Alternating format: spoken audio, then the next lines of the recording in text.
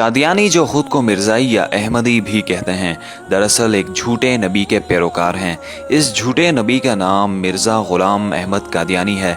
इसके नाम की निस्बत से इसके पैरोकार कभी खुद को कादियानी कहते हैं, कभी अहमदी तो कभी मिर्ज़ाई। मिर्ज़ा ग़ुलाम अहमद कादियानी बरे सग़ीर पाक व हिंद में अंग्रेज़ों का नस्ली वफ़ादार और एक शैतान सिफ्त इंसान कुत्ता था। इसके आबा व अजदाद ने नस्ल दर नस्ल मुसलमानों के ख़िलाफ़ साजिशें करने में बरतानवी अंग्रेज़ों की मदद की। ये वो बदबख्त जमात है जो अक़ीदा ख़त्म नबूवत सल्लल्लाहु अलैहि वसल्लम का वाज़ेह मुनकर है। ताहम आज की इस वीडियो में हम आपको मुल्क पाकिस्तान के उस इलाके की हकीकत से आगाह करेंगे जो कि दुनिया भर में कादियानियों की अक्सरियत वाला इलाका या फिर उनके हेडक्वार्टर के नाम से जाना जाता है। तो आइए चलकर असलियत जानने की कोशिश करते हैं। फैसलाबाद और सरगोदा के तकरीबन दरमियान में वाक़े रबवा नामी शहर आज जिस जगह वजूद रखता है उसे ज़माने कदीम में जुग ढकियाँ कहा जाता था। उस वक्त ये मकाम गैर आबाद और वीरान हुआ करता था। तक़सीम हिंद के वक्त हज़ारों कादियानी पाकिस्तान आ गए और उन्होंने खेमा बस्ती के तौर पर इस इलाके को आबाद किया, जिसे इनके सरकर्दा अफराद कादियान दारुल अमान कहने लगे।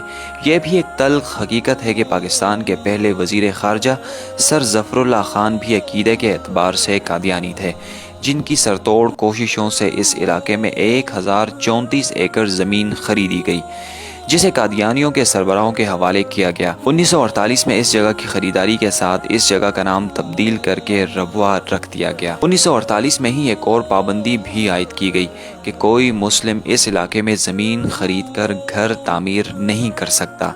एक और अजीब अमर ये भी है कि इस इलाके के लोगों के लिए यहाँ एक कब्रिस्तान भी बनाया गया है, लेकिन इस कब्रिस्तान के हर कब्र पर लगी तख्ती पर एक इबारत देखने को मिलती है, यानी अमानतुन दफन। जब इस बात की तहकीक की गई तो मालूम हुआ कि कादियानी ये ख्याल करते हैं कि पाक व हिंद की तकसीम आर्जी है और जल्द ही इंडिया और पाकिस्तान एक रियासत में जुड़ जाएंगे और फिर ये लोग अपने मुर्दे निकाल कर कादियान ले जाएंगे।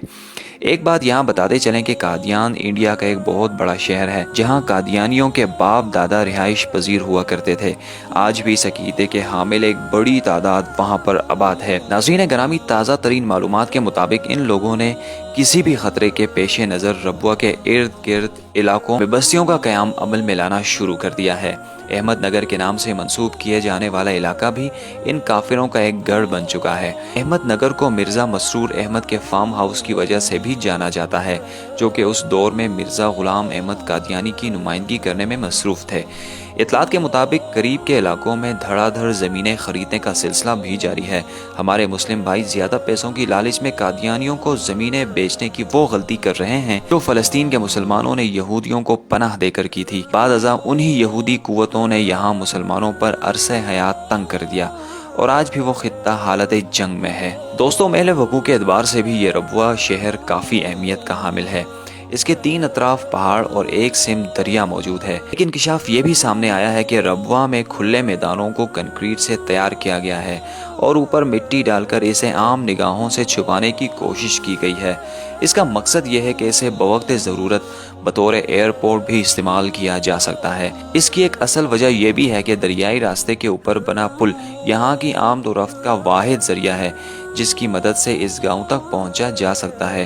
अगर इस पुल को तबाह कर दिया जाए तो तकरीबन पूरे पाकिस्तान का इस इलाके से दाखिली रास्ता कट सकता है।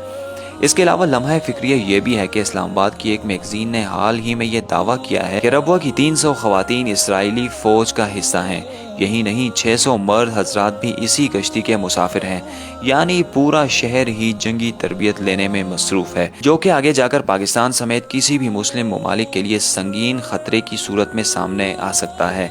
इसके अलावा गैर मुस्लिम ममालिक की इमदाद और फंडिंग भी किसी से ढकी छुपी बात नहीं, जो कि पाकिस्तान में उनकी तादाद को बढ़ाने के साथ साथ असर रसूख भी पैदा कर रही है। और ऐन मुमकिन है कि मुमलिकत खुदादाद पाकिस्तान में फ़लस्तीन और इसराइल जैसे हालात बर्पा हो जाएं। इसे कबल के वो वक्त आ पहुँचे पाकिस्तानियों को और मुस्लिम उम्मा को इन कादियानियों की तैयारियों से आगाह करना होगा। अल्लाह पाक इस्लाम को कायम और दायम रखे और मुल्क पाकिस्तान की हिफाजत करे। इसके साथ साथ हमारी अल्लाह से ये भी दुआ है कि अल्लाह पाक पाकिस्तान को इन कादियानियों से पाक करे। मज़ीद इस तरह की इन्फॉर्मेटिव वीडियोस देखने के लिए आप हमारा यूट्यूब चैनल वही डॉक्यूमेंट्रीज सब्सक्राइब कीजिए और घंटी के निशान को भी दबाइए। शुक्रिया।